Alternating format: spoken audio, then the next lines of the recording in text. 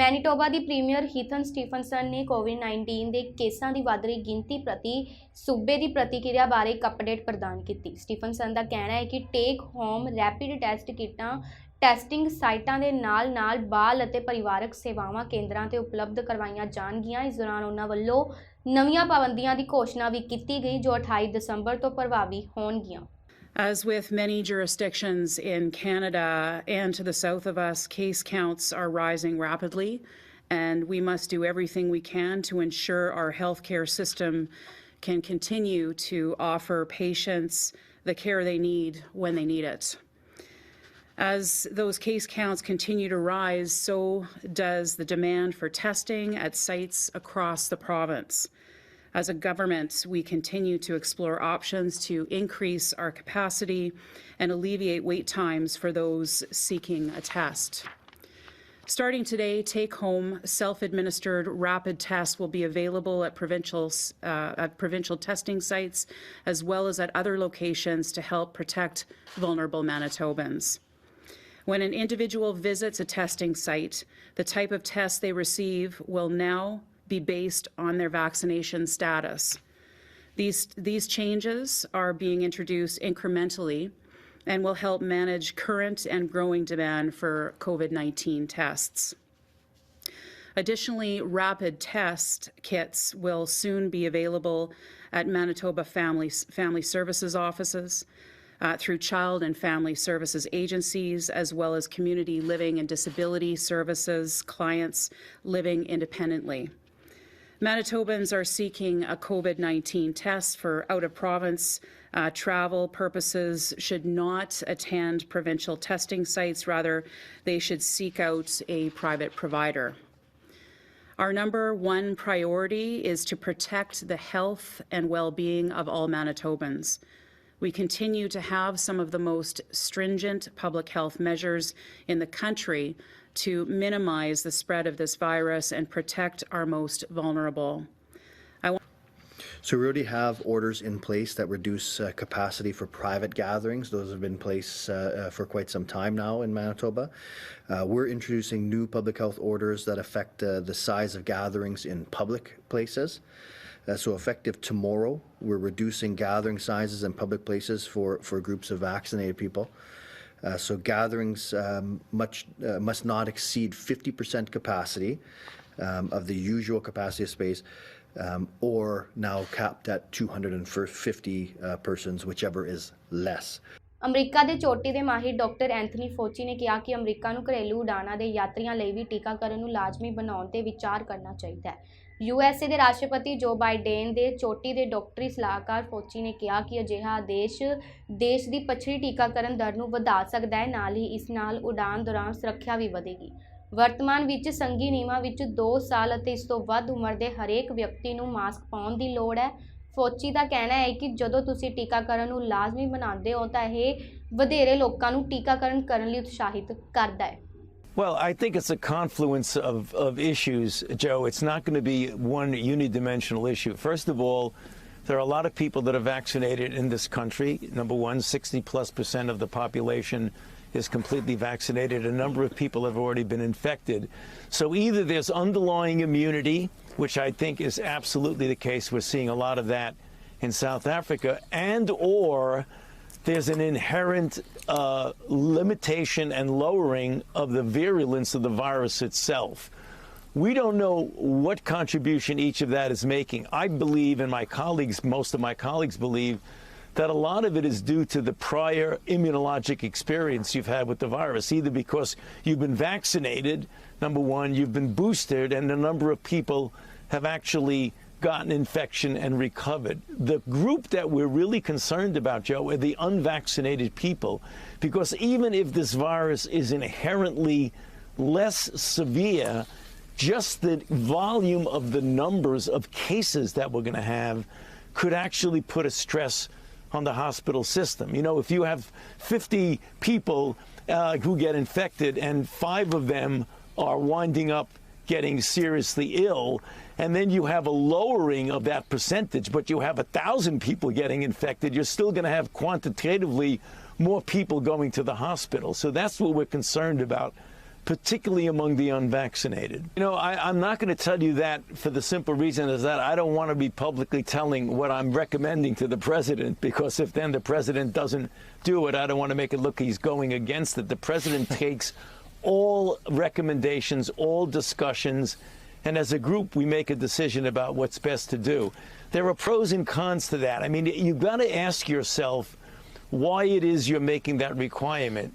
If you're making a requirement for vaccination for people to get on planes who are coming into the country, that's understandable. You don't want to bring more cases into the country.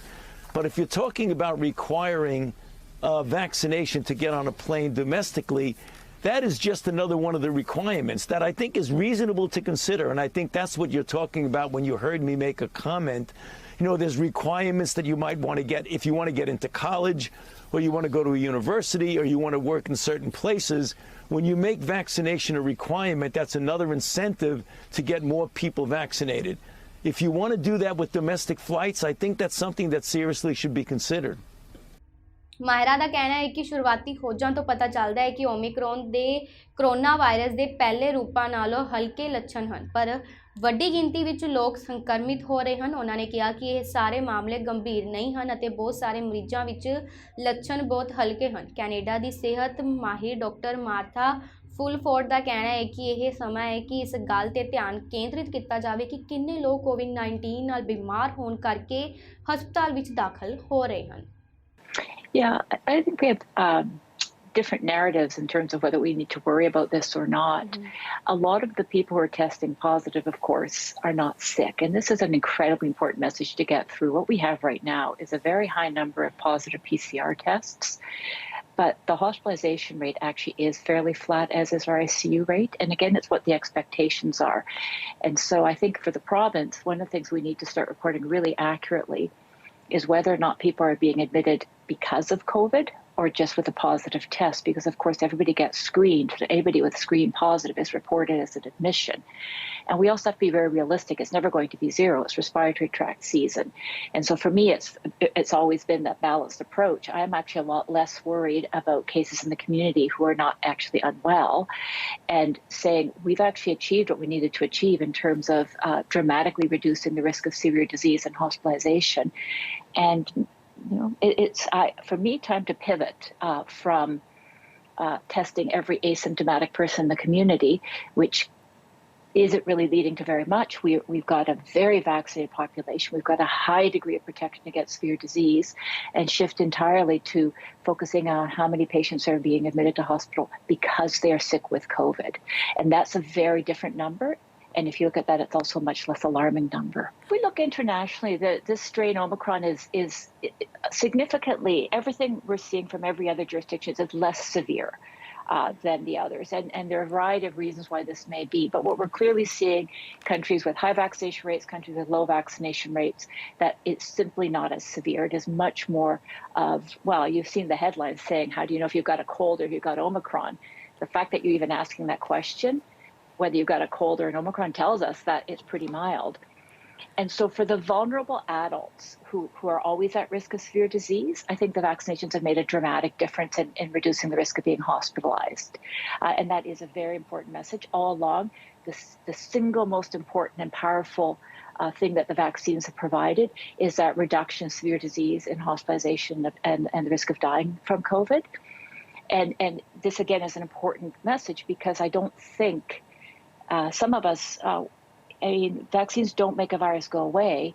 They stop severe disease. And I think that's the message and the balance that we have to try to achieve in our communication. Is going to benefit by far and away the most from a booster are those who are vulnerable already. So our seniors, people in congregate care settings, people with a lot of comorbidities, that group for sure is going to benefit. And the additional benefit from a booster for low-risk people, that's probably an individual decision on how risk-averse a person is. We've certainly made them available for anybody who would like to have a booster.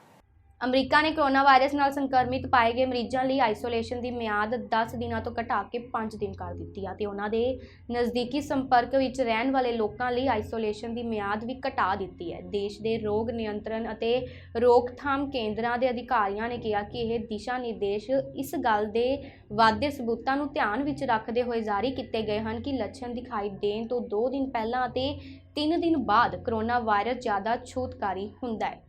You have so many people simultaneously testing positive. You want to make sure that, particularly among essential workers, that you get people out there much sooner. And by much, I mean cutting it in half, saying that 5 days of isolation, then come out and wear a mask for the rest of the time so you can keep people safe from getting infected from you if you still are infected, but at the same time getting you back to what might be an essential function in society. No, actually, we feel that it is safe to do that. If you look at the chance of getting a transmission in that second half of that 10-day period, it's considerably less than in those first few days. So on balance, if you look at the safety of the public and the need to have society not disrupted, this was a good choice. With the companies that we will be making between 200 and 500 million tests per month. So when the president was talking about the first tranche of that is going to be coming out in January, but after that there'll be a continuity of tests at an average of 200 to 500 million a month. No, I have not. There's been no decision made on that, and it is unlikely that you're going to see that happen in the foreseeable future. So people have to be careful. Maybe I should be a little bit more careful. When I say it's under consideration, people take the leap and say, well, it's going to happen tomorrow or the next week. We consider all options when we talk about what we need to do for the public health. Corona ਦੇ Omicron variant ਦੇ ਲਗਾਤਾਰ ਵਧ ਰਹੇ ਫੈਲਾਅ ਕਾਰਨ Canada ਵਿੱਚ ਕੋਵਿਡ-19 ਦੇ case ਸੋਮਵਾਰ ਨੂੰ 2 ਮਿਲੀਅਨ ਦੇ ਅੰਕੜੇ ਨੂੰ ਪਾਰ ਕਰ ਗਏ। ਜਨਤਕ ਸਿਹਤ ਅਧਿਕਾਰੀਆਂ ਦਾ ਮੰਨਣਾ ਹੈ ਕਿ ਲਗਾਤਾਰ ਵਧ ਰਹੇ ਕੇਸਾਂ ਦਾ ਪ੍ਰਭਾਵ ਸਿਹਤ ਪ੍ਰਬੰਧਾਂ ਅਤੇ ਹੈਲਥ ਕੇਅਰ ਵਰਕਰਾਂ ਉੱਤੇ ਵੀ ਦੇਖਣ ਨੂੰ ਮਿਲ ਸਕਦਾ ਹੈ। ਇਹ ਵੀ ਮੰਨਿਆ ਜਾ ਰਿਹਾ ਹੈ ਕਿ ਇਹਨਾਂ ਕੇਸਾਂ ਦੀ ਗਿਣਤੀ 2 ਮਿਲੀਅਨ ਤੋਂ ਜ਼ਿਆਦਾ ਵੀ ਹੋ ਸਕਦੀ ਹੈ। Yeah, it's as you said earlier, an unenviable milestone to reach, and I completely agree. I think the numbers are far higher than what we're actually seeing right now, because I think everybody, myself included, knows several people personally who have tested positive just based on a rapid test, for instance, and have yet to be able to get a PCR test, which is what gets recorded. So the numbers are definitely higher than they are, and I think it reflects really the fact that there's a lot of COVID that's circulating in all of our communities across the country right now. No, I expect the numbers will be far higher, certainly in terms of the raw case counts and that sort of thing. But what I'm hoping for is that the bump that we see in hospitalizations and of ICU cases doesn't go up as much. And that's yet to be seen. I know there's been a slight increase over the course of the past few days in ICU numbers, but my fingers are crossed, as are all healthcare workers. So from what we can see so far, 10 days is the safest length of time to wait. And where a lot of this chatter is coming from is because of staffing shortages across particularly the United States. And we are seeing that here in Canada as well. But I know the CDC did change some of their guidelines recently. But it does largely reflect the difficulty that healthcare institutions are having with continuing staffing. We're seeing this as well, of course, with airlines canceling flights over the course of the past several days because of people that are isolating. But I do think that it's important that these numbers and the length of time that people have to isolate is reflective of what we can see in terms of transmissibility and not staffing issues, as difficult as that is to reconcile with.